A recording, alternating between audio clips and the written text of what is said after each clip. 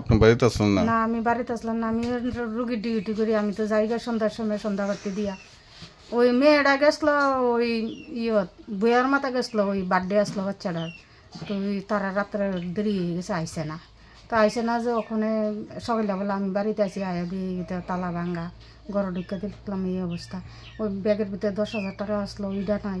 ওই মেয়েটার আসলো 7,000 টাকা, এইটা নাই। মায়েটার আসলো 3 জোড়া কানের, ওই তাই কিতা জানি কয় বন্ধক রাখে, তার হাত নাই, হাত পুরা, সারা শরীরে পুরা। তো তাই বন্ধক টন্ধক রাখতে চলে থাকে আমার ইয়ানো।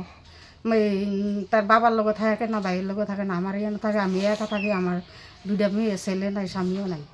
তো এই একলা থাকি দেখি আমার লগে থাকে আর কি। তারপরে ওই আমার এইখানে 3টা গলা চেন আসলো। আমার নাতিন একটা 13 বছরের রয়েছে, আর একটা হয়েছে 10 বছরের।